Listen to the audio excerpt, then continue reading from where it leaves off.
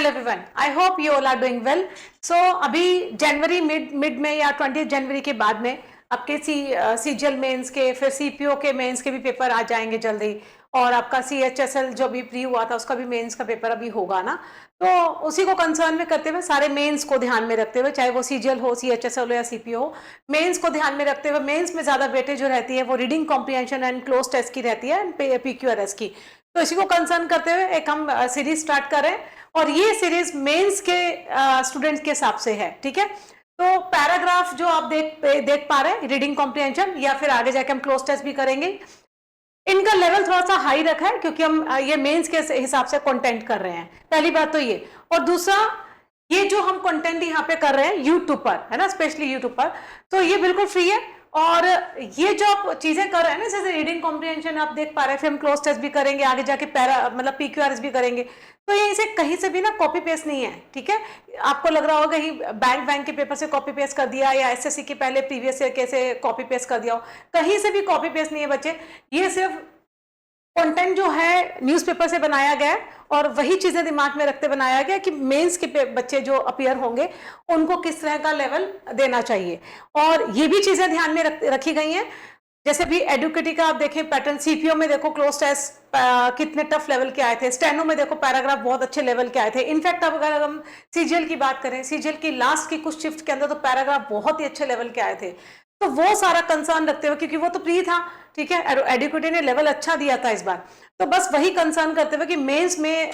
Level अच्छा रहेगा इस बार, सिंस एडुकेटी है, तो हमने भी यहाँ पर लेवल मेंस के हिसाब से ही रखा है, ठीक है। अभी सबको क्या करना है, मतलब वीडियो को एकदम लास्ट तक देखना है, इसका बेनिफिट जरूर मिलेगा। और लेवल फिर से मैं बता रही हूँ कि थोड़ा टफर साइड में रखा है क्योंकि मेंस का लेवल है ये, ठीक है। और चीजें वही हैं, एडुकेटी ने भी जो प्री में पूछी थी, तो उन्हीं को सारी चीजों को कंसर्न करते हुए यहाँ पे ये रीडिंग कॉम्प्रिहेंशन हमने रेडी किया है। ये हमारा खुद का मटेरियल है और कहीं से कॉपी पेस्ट नहीं है, ठीक है। देखिए, let's start. Recent policy shift in the United States, ठीक है, suggest that rapid change, क्या कह रहा है कि यूनाइटेड जो स्टेट्स है ना, हमारे यूनाइटेड स्टेट जैसे हमारा जो अमेरिका है ना, उसके अंदर क्या हुआ है, suggest that rapid change when driven by, क्या होती है, आइडियोलॉजी,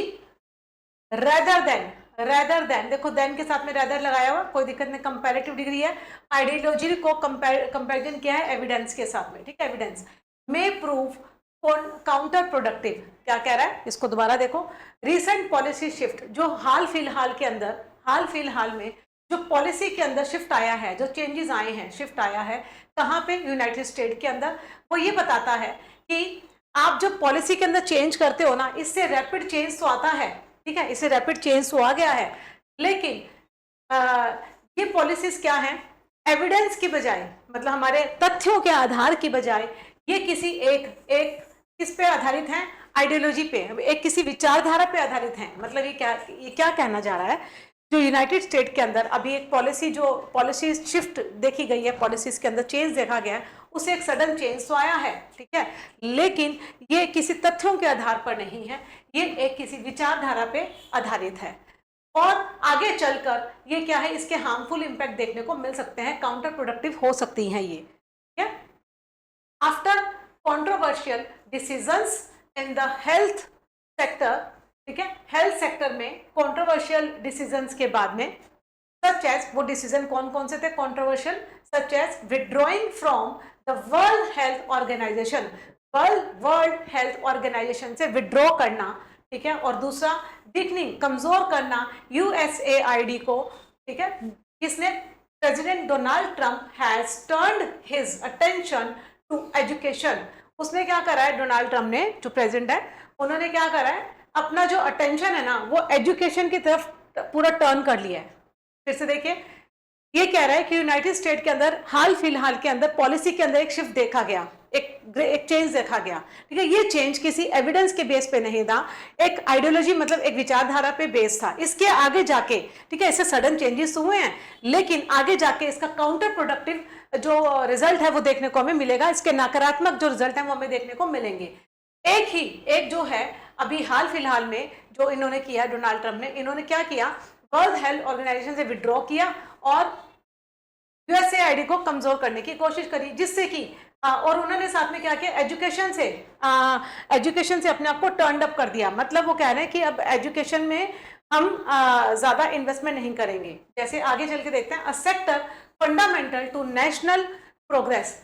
एजुकेशन जो है वो क्या है, एक फंडामेंटल सेक्टर है, किसी का भी आधार हो सकता है, बेस हो सकता है नेशन का। सीधी सी बात है, एक नेशन जब एजुकेटेड होगा, सारे लोग एजुकेटेड होंगे, तभी देयर आर चांसेस कि वो नेशन भी क्या करेगा, ग्रो करेगा। अगर लोग ही पढ़े लिखे नहीं होंगे तो नेशन कैसे ग्रो करेगा, है ना। लेकिन ट्रंप ने इसका उल्टा किया। जैसे an executive order has been issued, एक ऑर्डर इशू किया गया टू इनिशिएट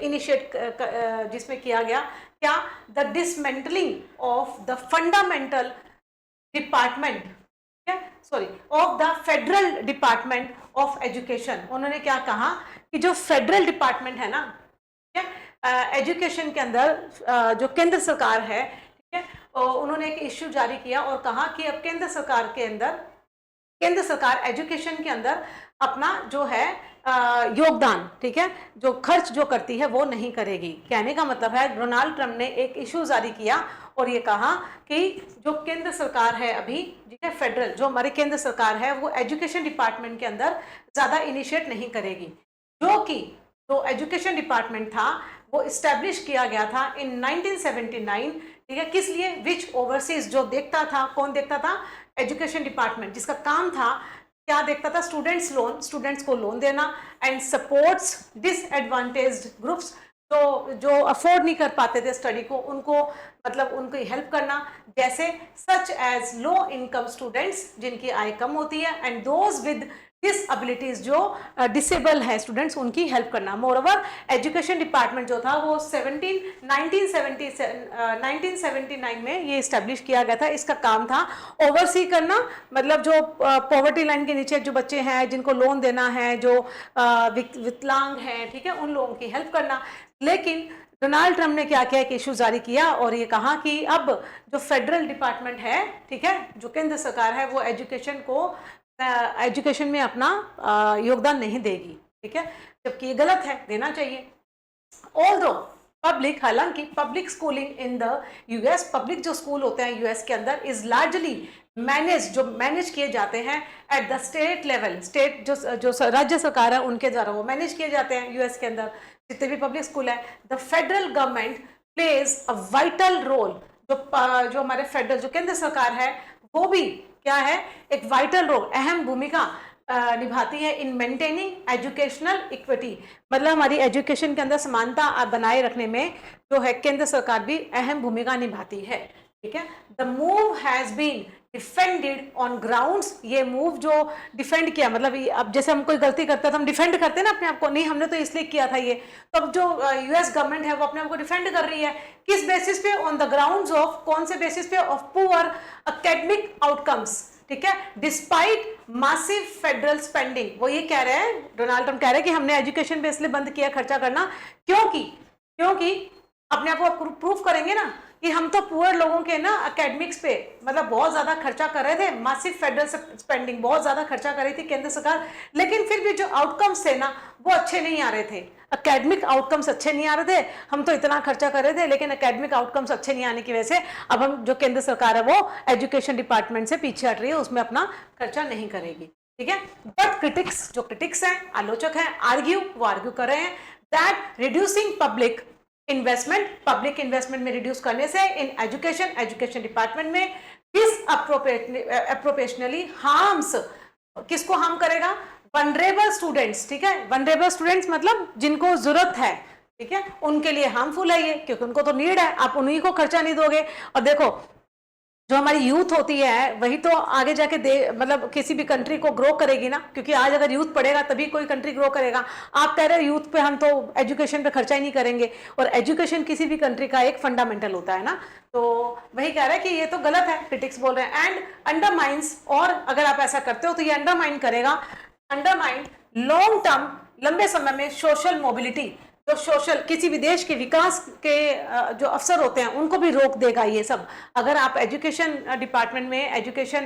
में खर्चा ही नहीं करेंगे तो किसी भी वनरेबल स्टूडेंट्स को तो तकलीफ होगी, और साथ में जो देश का विकास है वो भी क्या होगा, प्रभावित होगा। ठीक है। सो मोर ओवर बात ये थी कि एक जो पॉलिसी है, पॉलिसी शिफ्ट देखी गई यूएस के अंदर, और उसमें डोनाल्ड ट्रम्प ने क्या किया, एक पॉलिसी में ये कहा कि अब हम एजुकेशन जो केंद्र सरकार है वो एजुकेशन डिपार्टमेंट में खर्चा नहीं करेगी। तो क्रिटिक्स ने कहा कि अगर आप ये खर्चा नहीं करोगे, तो और ये कहकर कहा कि हम इसलिए खर्चा नहीं करेंगे क्योंकि हम तो बहुत ज्यादा खर्चा कर रहे हैं और हमें फिर भी कोई आउटकम्स नहीं मिल रहे, एकेडमिक आउटकम्स नहीं मिल रहे, इसलिए हम खर्चा अब नहीं करेंगे। तो क्रिटिक्स हैं वो ये कह रहे हैं कि अगर आप खर्चा नहीं करेंगे तो वनरेबल स्टूडेंट्स को इससे तकलीफ होगी और देश का जो आर्थिक जो देश की ग्रोथ है वो भी रुकेगी, है ना, आगे की ग्रोथ भी रुकेगी। सीधी सी बात है। देखिए अब हम क्वेश्चंस पे आते हैं। ठीक है, पैराग्राफ अच्छे लेवल का था, अब हम क्वेश्चंस पे आते हैं। क्वेश्चन देखिए, question number 1, the author's primary concern regarding the proposed policy changes is that they, है ना, ऑथर का प्राइमरी कंसर्न क्या है, प्राइमरी कंसर्न किस चीज को लेकर, रिगार्डिंग द प्रपोज्ड पॉलिसी, है ना, propose policy changes is that they. अब क्या है देखिए, फर्स्ट क्वेश्चन, पहले आप कोशिश करिए क्योंकि क्वेश्चन बहुत अच्छे लेवल के हैं। रिड्यूस, अब वो जो पॉलिसी बनाई है उसका पर्पस क्या है, reduce administrative burden on state government, ऐसा तो कुछ नहीं कहा गया ना कि हम पॉलिसी इसलिए बना रहे हैं कि जो स्टेट गवर्नमेंट है उस पर एडमिनिस्ट्रेटिव पावर जो है वो मतलब कम हो, है ना, ऐसा तो कुछ भी नहीं कहा गया, एडमिनिस्ट्रेटिव जो बर्डन है वो कम हो, ऐसा कहीं भी नहीं कहा गया। लैक सफिशिएंट फाइनेंशियल बैकिंग, ऐसा भी नहीं कहा गया कि हमारे पास में सफिशिएंट मतलब पैसे नहीं है, ऐसा तो कहीं भी कंसर्न नहीं है। ठीक है, prioritise ideology over empirical outcomes, ठीक है,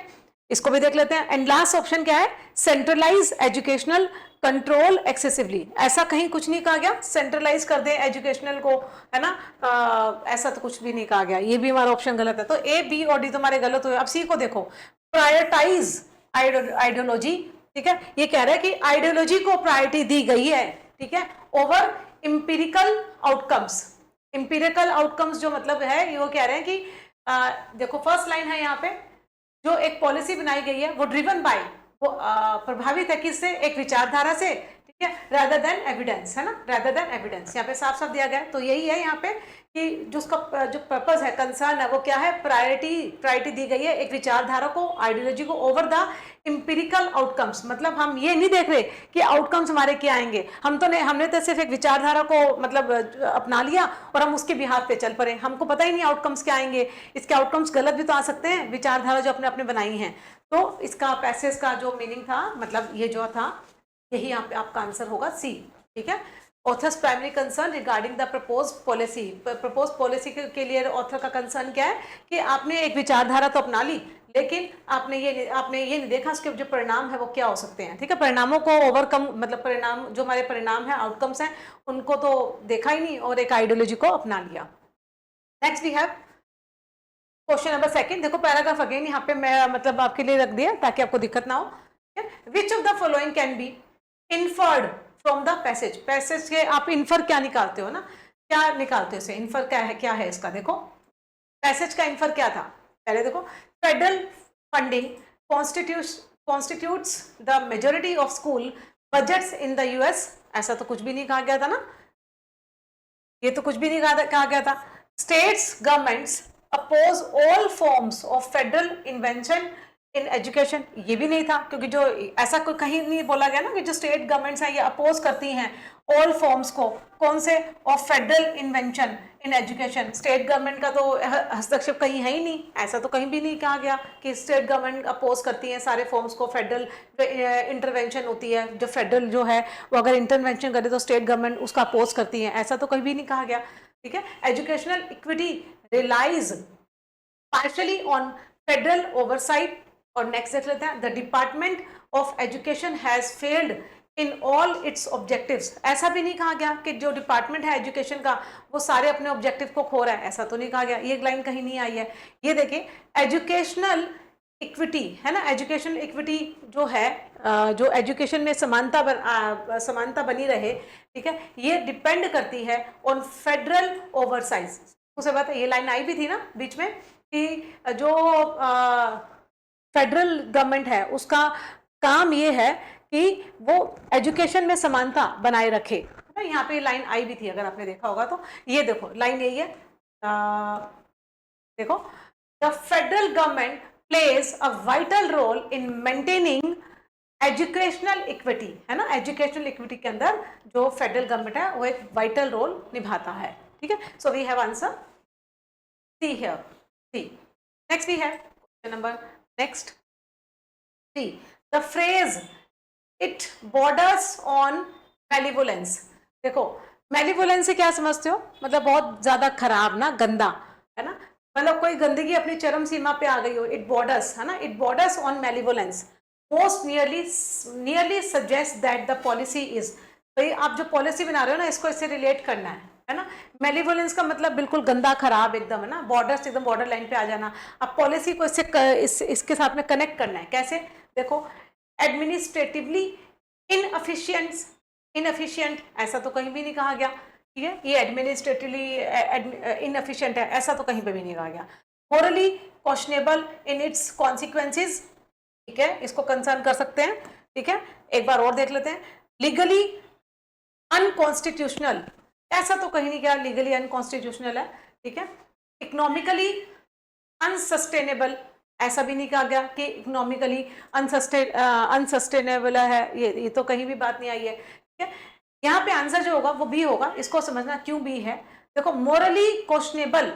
इन इट्स कॉन्सिक्वेंसेज, भाई एक पॉलिसी बनाई गई है, ठीक है, जो एक आइडियोलॉजी के ऊपर बना दी, एविडेंस वगैरह कुछ देखा ही नहीं, आउटकम्स देखे ही नहीं कि क्या आउटकम्स होंगे, आपने एक विचारधारा अपना ली और उस पर आपने पॉलिसी बना दी, ठीक है, तो ये मोरली क्वेश्चनेबल ही तो है, ठीक है, और इसके परिणाम जो है वो गलत ही तो आएंगे, ठीक है। तो यहाँ पे जो है अप्रोप्रिएट आंसर क्या बनेगा, बी। नेक्स्ट देखिए, according to the passage which group is most likely to be adversely affected by the elimination of department of education, कौन सा जो सेक्टर है ना, कौन सा सेक्टर जो है ज्यादा अफेक्ट होगा अगर आप एजुकेशन डिपार्टमेंट से अपने फंड हटा लोगे तो ना, कौन सा, तो देखो प्राइवेट यूनिवर्सिटी स्टूडेंट्स ऐसा तो कुछ भी नहीं कहा गया, प्राइवेट यूनिवर्सिटीज का कोई जिक्र ही नहीं है। हाई इनकम फैमिलीज ऐसा भी कोई जिक्र नहीं है। स्टेट एजुकेशन एडमिनिस्ट्रेटर्स ऐसा भी कहीं कोई जिक्र नहीं था। सोशियो इकोनॉमिकली डिसएडवांटेज स्टूडेंट्स, है ना, डिसएडवांटेज स्टूडेंट मतलब जो बिल्कुल पुअर है, जो नहीं स्टडी कर पा रहे हैं, पैसा नहीं है जिनके पास में, वही तो सबसे ज्यादा इफेक्ट होंगे, वही तो साफ साफ लिखा था, है ना। क्रिटिक्स यही तो कह रहे थे कि वनरेबल स्टूडेंट्स हैं, यहाँ पे आया था ना, क्रिटिक्स यही तो बोल रहे थे जो वनरेबल स्टूडेंट्स हैं, है ना, वही तो सबसे ज्यादा इफेक्ट होंगे। नेक्स्ट, और देश की जो आर्थिक, जो देश का जो विकास है वो भी तो रुकता है इन सब चीजों से। Next, the tone of the passage can best be described as, इस पैसेज की जो टोन है वो क्या है ना, पैसेज को हमने पूरा पढ़ लिया अच्छे से, अब इसकी टोन देखिए। सेलिब्रिटी एंड ऑप्टिमिस्टिक, आशावादी तो है ही नहीं बिल्कुल भी, ना।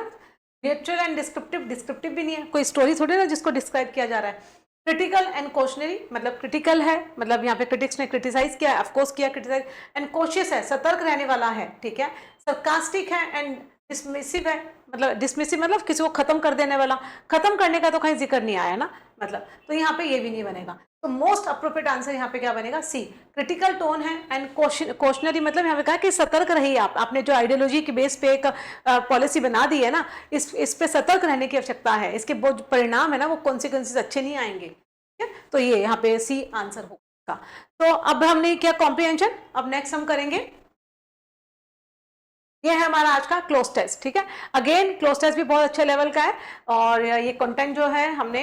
मेंस के स्टूडेंट्स को ध्यान में रखते हुए बनाया है, ठीक है। तो सभी को क्लासेस लगानी है, और जो वीडियो को देख रहा है तो वीडियो को लाइक करना बनता है, ठीक है। चलिए इस क्लोज टेस्ट को पहले पढ़ते हैं, फिर इसके क्वेश्चन सॉल्व करेंगे, ठीक है। और देखिए आपके ना सहूलियत के लिए हम क्या किया है यहाँ पे, जैसे क्वेश्चन नंबर 1 है ना, तो इसके 4 ऑप्शन यहीं पे बना दिए, और चारों जो ऑप्शंस है ना उनके मीनिंग भी यहाँ पे लिख दिए, तो आपको मीनिंग सामने होंगे ना, तो आप इजीली आंसर दे पाएंगे, ठीक है। देखिए, during the first world war, मतलब फर्स्ट वर्ल्ड वॉर के दौरान इंडियन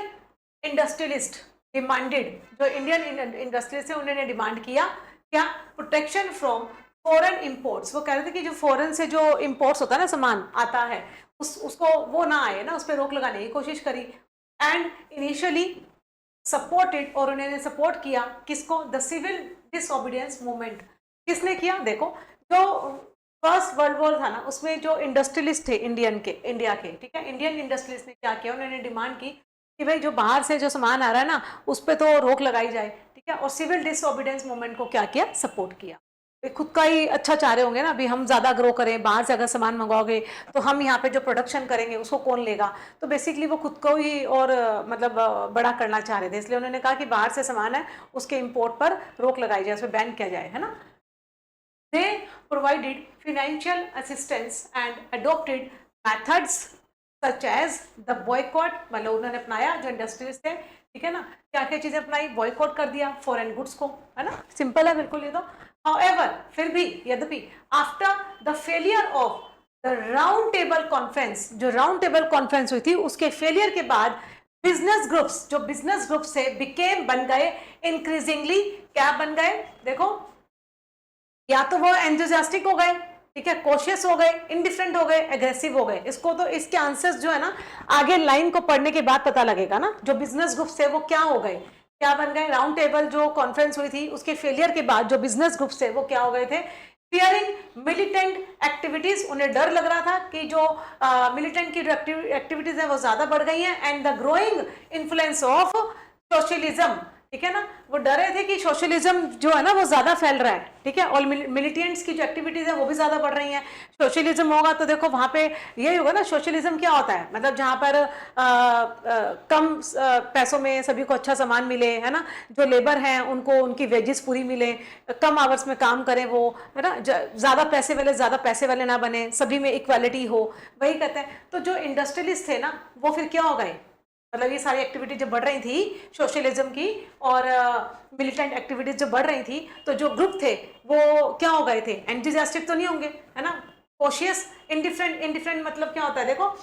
मतलब उदासीन, उदासीन थोड़ी ना, उनको कोई मतलब थोड़ी ना, मतलब तो था एग्रेसिव नहीं, बल्कि वो क्या बन गए थे, कोशियस हो गए थे, ठीक है ना। देखो यहाँ पे बात क्या हो रही है, जो इंडस्ट्रियलिस्ट थे ना वो ये चाह रहे थे कि भाई बाहर से जो सामान आ रहा है ना तो उसको तो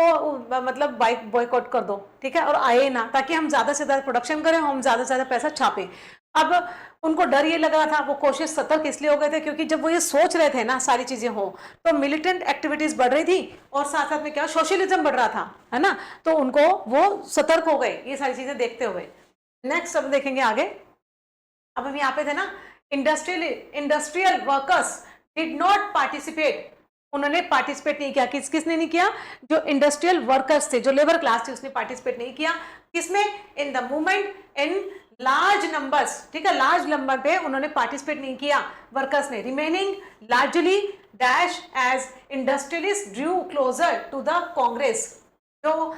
इंडस्ट्री के जो लेबर क्लास थी ना उन्होंने पार्टिसिपेट नहीं किया, ठीक है, जबकि जो इंडस्ट्रियलिस्ट थे, बड़े बड़े जो लोग थे पैसे वाले, वो कांग्रेस के पास आ रहे थे। सीधी सी बात है भाई, जो लेबर क्लास था वो कह रहा था भाई हम तो इसमें पार्टिसिपेट नहीं करेंगे, अगर हम करेंगे तो ये अपना ही भला चाहेंगे और ज्यादा सामान को प्रोड्यूस करेंगे, हमें तो मतलब हो सकता है हमें 16-16 घंटे हमसे काम करवाए और हमें उसके बदले में वेजेस बिल्कुल ही कम दे, ना के बराबर दे, तो जबकि हमें काम तो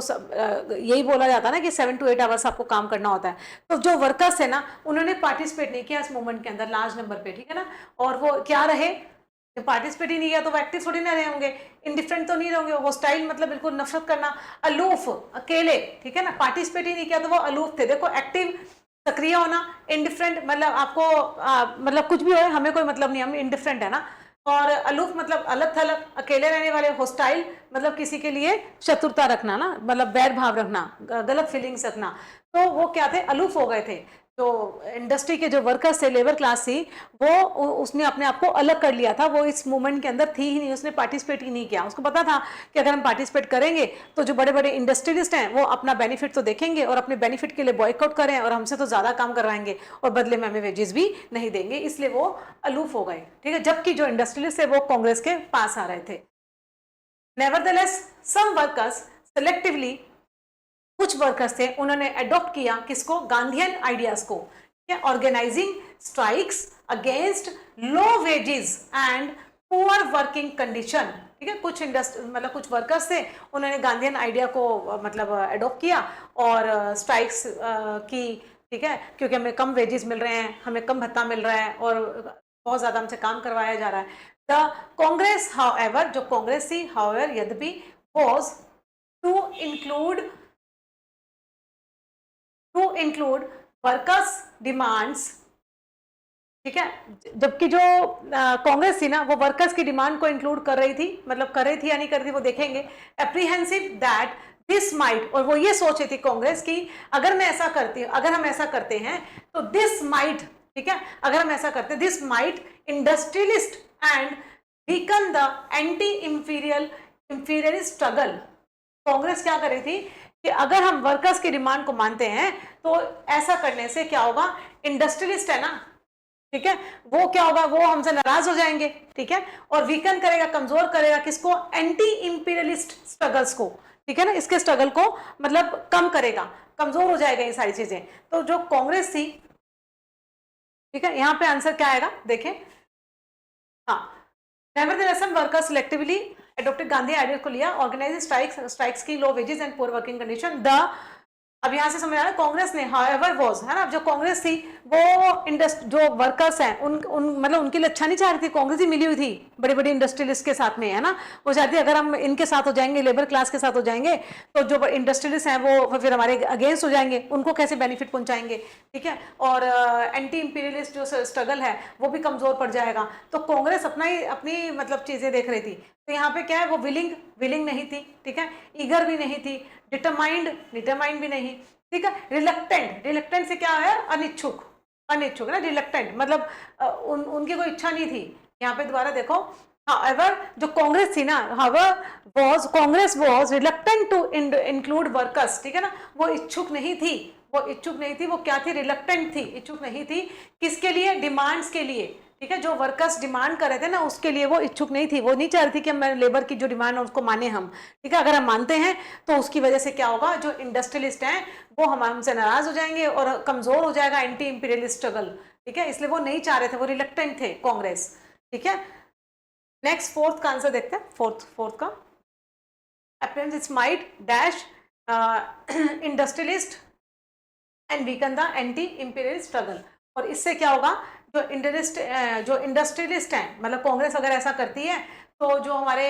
वर्कर्स हैं, है ना, तो उनके लिए तो वो रिलक्टेंट थी, उनकी डिमांड्स के लिए कांग्रेस बिल्कुल अनुचित थी। और इससे क्या होगा, जो हमारे इंडस्ट्रियलिस्ट्स हैं वो क्या हो जाएंगे, मोबिलाइज हो जाएंगे, एलिनेट हो जाएंगे, एम्पावर, कंसोलिडेट, देखो पहले इनका मीनिंग देख लो। मोबिलाइज का मतलब होता है किसी चीज को मोबिलाइज करना, वाला संगठित करना ना, इकट्ठा करना, मोबिलाइज करना। एलिनेट अलग थलग कर देना, क्या अलग थलग कर देना। एम्पावर अधिकार देना, किसी को एम्पावर करना, आप किसी को एम्पावर करते हो, किसी को राइट देते हो तो वो क्या हो रहा है, एम्पावर करना, टू एम्पावर समवन, ठीक है। कंसोलिडेट करना, मजबूत करना। तो यहाँ पे देखो अगर वो कह रहे हैं कि दैट दिस माइट, अभी अगर हम ऐसा करते हैं, लेबर क्लास को अगर हम करते हैं, वो रिलक्टेंट थे लेबर क्लास को पॉइंट्स को लेकर, ठीक है, और एप्रीहेंसिव दैट दिस माइट क्या करेगा, अब इससे क्या होगा, मोबिलाइज तो होगा नहीं इंडस्ट्रियलिस्ट, ठीक है, एम्पावर भी नहीं होंगे, वो क्या हो जाएंगे, एलिनेट हो जाएंगे, अलग थलग से हो जाएंगे। अगर हम लेबर क्लास को मानते हैं, उनकी सारी डिमांड्स को मानते हैं, कांग्रेस से सोची थी, तो फिर उससे जो इंडस्ट्रियलिस्ट है वो क्या हो जाएंगे, अलग थलग हो जाएंगे, ठीक है, वो क्या हो जाएंगे, अलग थलग से पड़ जाएंगे। इसके बाद देखिए, another defining feature of the movement was the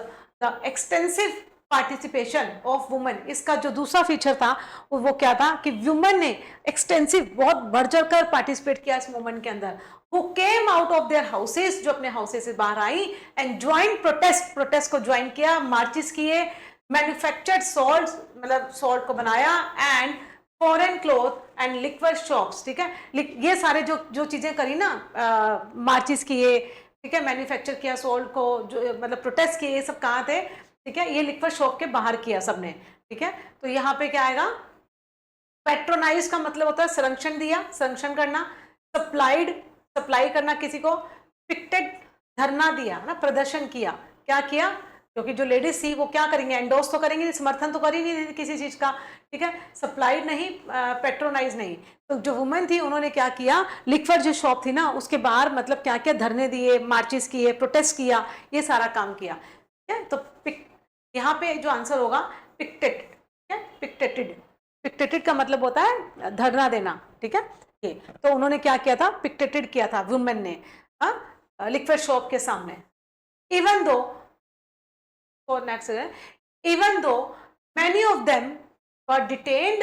and imprison, मतलब उनमें से जो वुमेन थी उनमें से काफी सारी वुमेन को डिटेन भी कर दिया और इम्प्रिजन भी कर दिया, फिर भी उन्होंने धरने दिए, प्रोटेस्ट किए। तो ये तुम्हारा आज का क्लोज टेस्ट, राइट? ठीक है, यहाँ पे जैसे 5 क्वेश्चन से आई होप क्लोज टेस्ट करके आपको मजा आएगा। एंड कॉम्प्रिहेंशन ट्रस्ट मी मतलब बहुत अच्छे लेवल के हैं दोनों चीजें, और